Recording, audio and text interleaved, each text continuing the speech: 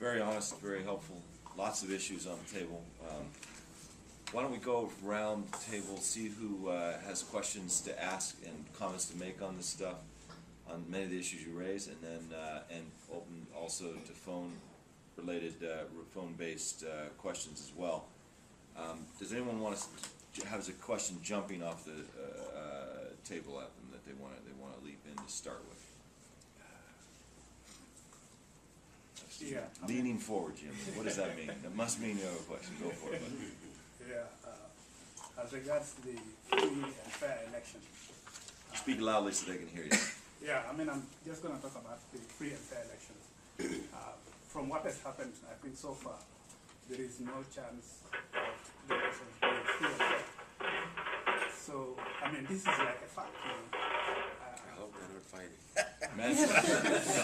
Beat each other with chairs or something. Respond. Guns everywhere. Yeah, I mean, the election is definitely going to be free and fair. So, what do we, there's nothing to wait for. I mean, we just need to kind of look from that point on what needs to be done. And I think that should be, Sorry about that, Jimmy. Yeah, Okay. could you? Whoever it is, mute your phone because you're disturbing everybody here, if you could think about others. And Jimmy is asking a question about elections. And maybe just restate it clearly so everybody hears what you were saying, because I think they may not have been able to hear that. oh, okay.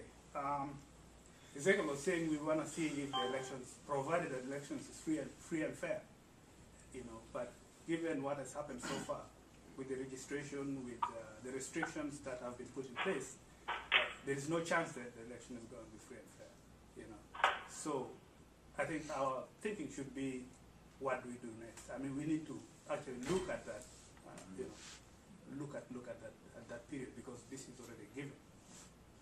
And the other thing I want to, you know, just. Are you saying, how do we respond to a stolen election right after the election happens, or how do we move forward beyond the stolen election and deal with the other big issues? Yeah, we should look at the period already. The election is stolen. As of now, I would say the election. I is see. stolen. Okay. So we should kind of focus on the period after that. Okay. You know, but this is given. You know, I'd say 80% given. There is no chance that. Let them respond to that, and then you can have your follow-up after that, because I know you have a second question. Sometimes they might forget the first question. I would. Go ahead. Yes, there are some. There were some issues on registration, and even the registration cards that we have been given. I think David has his registration card also. If you look at it, you would not know if this is David or not, because there's no picture. This is the card that you need to show when you are voting. Did you laminate it yourself? So if Uncle Roger can take it and go to polling station, they wouldn't know if this is him or not. He can just say, "I'm David Chott, this is my card," and they say, "Okay." It's amazing. So yes, there are some issues on that. And even the census registration when they were doing it. But I was just on the phone with Pagan and Yasser in Dongola. They finished with Darfur. All 3 states in Darfur, they went to them. Now they are finished with they are finished in Dongola.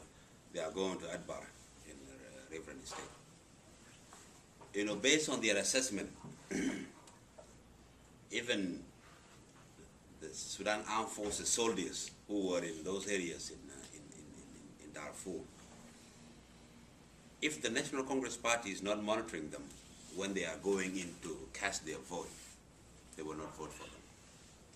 Because everybody is just sick and tired of the country, the way it is being governed. Everybody wants to be, at least have a breath in the world. We are so isolated. We are so seen to be terrorists everywhere. Everybody is just trying to get out of this. And we are all human beings, and so Bashir also. You know, if this situation is continuing like this, because the message that we are telling them is that as long as these people are there, they will continue, you know, rule this way. What we are, I'm afraid, that's why I was saying if the election is free and fair. If it is free and fair and people are monitoring and have full access, even those who were registered by the National Congress Party, they will vote for other political parties. They will not vote for the NCP because they just wanted to change. They just wanted to have a space in the country.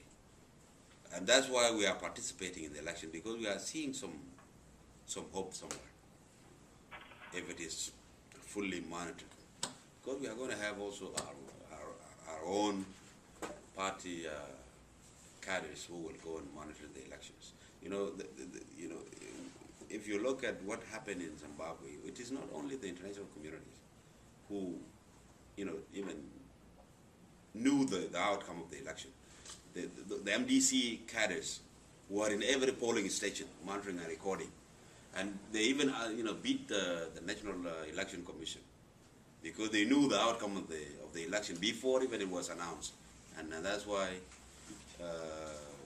Morgan Tsvangirai was ahead, even though he did not get the majority to be declared the president, but he beat Mugabe. So our party cadres, our own cadres can help in monitoring the election and also the international community. But I think we are seeing some hope somewhere. If it is going to be free and fair and monitored, then Bashir is not going to come. And he knew. That's why he's crying for Yasser to be withdrawn. Because Yasser is emerging. If Yasser can take the whole South, or 90% of it, let's say 10% is taken by other political parties, that is a huge chunk of votes. 5 millions in the South. And then you are left with 11 millions. Then for Bashir to win in the first round, he has to take 8 millions out of 11. And it is very difficult to take.